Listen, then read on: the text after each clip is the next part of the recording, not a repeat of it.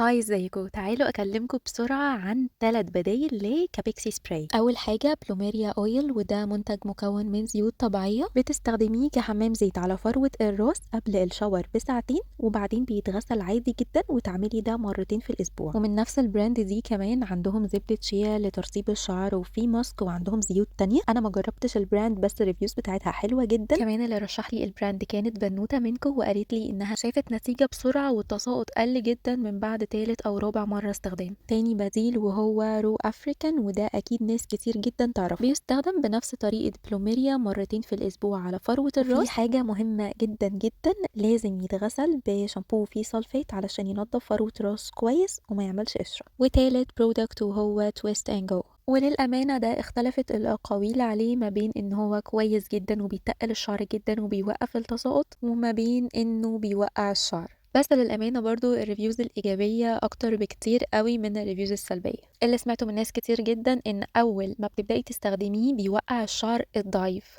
وبيبدأ بعد كده يطلع لك شعر جديد قوي وصحي. فلو انت لسه بادئه تستخدميه ما تستعجليش عليه، اديله فرصته وهتلاقي منه نتيجه كويسه. بيستخدم ازاي بقى؟ بتحطي منه من 8 ل 10 رشات على فروه راسك كل يوم، وتعملي مساج وبتسيبيه مش بيتغسل. مكوناته حلوه جدا، المفروض ان هو بيتقل الشعر جدا وبيطوله وبيوقف التساقط. ولو حد منكم جرب اي منتج من الثلاث منتجات اللي اتكلمت عنهم دلوقتي، يا ريت يقول لي تجربته في الكومنتات. ولو اي حد برضو عنده اي سؤال يكتب لي في الكومنتات، انا برد على كل الاسئله. ولو لسه ما شفتوش الريفيو الكامل لكابيكسي، انا هسيب لكم لينك ريفيو تحت الفيديو ده في الديسكربشن، وكمان هيطلع لكم دلوقتي من الاي. ولو لسه ما اشتركتوش في القناه لحد دلوقتي، اشتركوا كمان، فعلوا جرس الاشعارات عشان يوصلكوا اشعار اول ما نزل اي فيديو جديد، ولايك وشير الفيديو ده مع صحابكم. وبس كده، باي باي.